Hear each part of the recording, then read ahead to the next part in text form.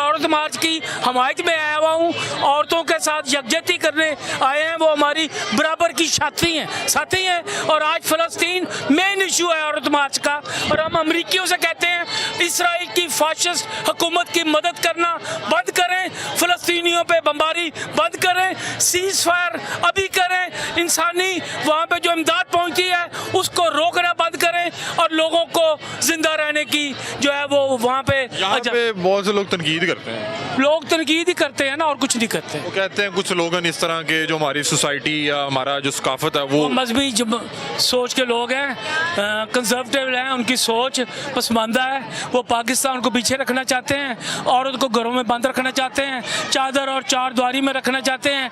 हम चाहते हैं कि औरत आज़ाद हो, बराबर की शहरी हो। आपका नाम क्या है? मेरा नाम फारूक तारिक। फारूक साहब, ये हमजिन्स परस्ती के मतलब तो मेडिकल साइंस भी कह चुके हैं बहुत अच्छी चीज़ नहीं है। क्या हमजिन्स परस्ती ये जो LGBTQ नहीं, आपको किसने कहा? साइंस ने कहा है। बहुत ही इस पे आई हुई है ना बदफेली जो है नहीं, एक ये बदफेली नहीं है, वो अमल है ना? चॉइस है, सेक्स एक चॉइस है। वो यहाँ पे मौलवियों ने जिस्म को जो है ना वो दूसरे की मर्जी पे बना दिया है। सेक्स चॉइस है आपकी, सेक्स कोई मजहबी इशू नहीं है और ये मौलवी इसको मजहबी इशू बना के पेश करते हैं।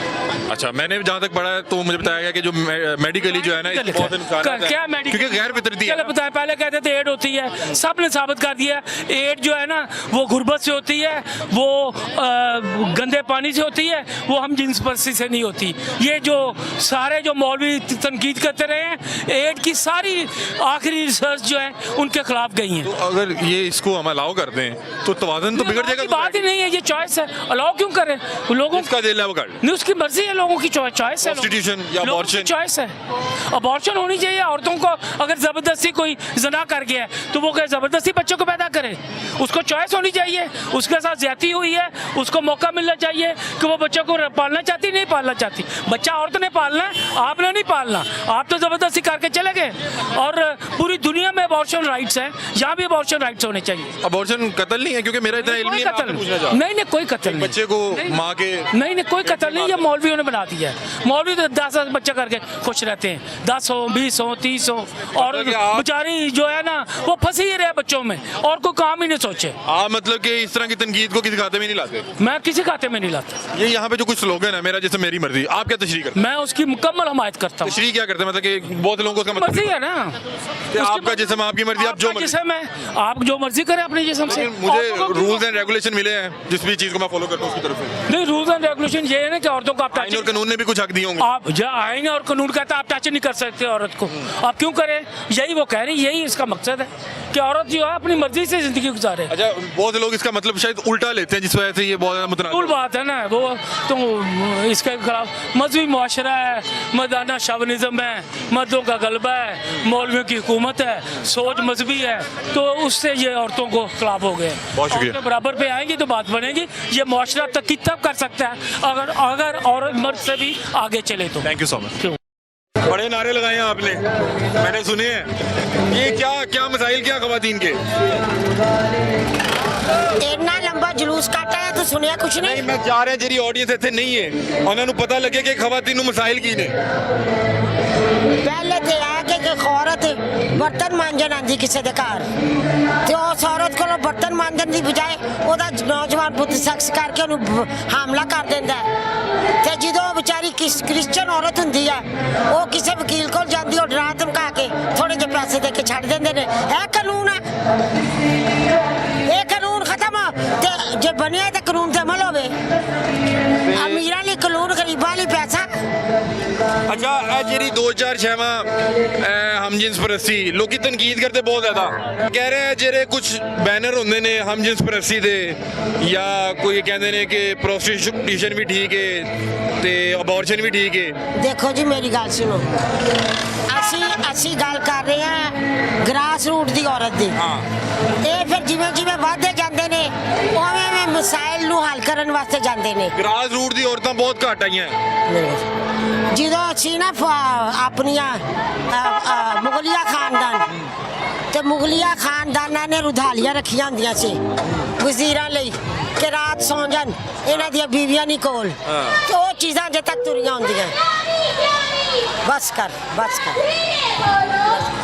मैं आखिरी सवाल आखिरी पूछ रहे हैं कि जेरे वर्किंग तबका है जेरा लोअर मिडिल वो आंदा क्यों नहीं?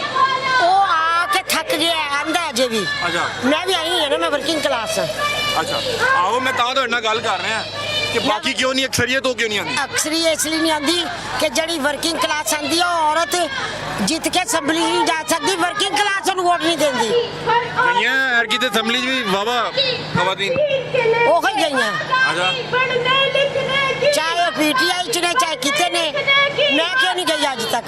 ਤੁਸੀਂ ਕੰਟੈਸਟ करना ਸੀ इलेक्शन? पीता के बहुत शुक्रिया। मेरे को लैंड क्रूजर नहीं है। लैंड क्रूजर में कवानीन मौजूद है, हकूक मौजूद है, लोग नहीं दे रहे, मसाइल ये हैं। नहीं, अगर इस्लाम में मौजूद हैं, अगर मौजूद हैं तो वो बताएं ना कहाँ हैं, उसकी इम्प्लीमेंटेशन कहाँ हुई है, कोई मिसाल दे पूरी दुनिया में देना। मैं तो आधी दुनिया 200 साल पहले उससे पहले तो खवातीन को जिंदा दरगोर कर दिया जाता था। ये देखें, वो हज़रत खदीजा को तो नहीं किया गया था, उनके अलावा उसको और भी थी बेशुमार खवातीन जो बड़ी मजबूत थी। इतनी ऐसे सुनी सुनाई बातें हैं और इतनी ख़ास बात इसमें अहमियत कोई नहीं है। कोई ये सब सिलसिलावार चले। अगर जिंदा दरगोर वहाँ किया जाता था तो बाकी दुनिया में तो नहीं किया जाता ना।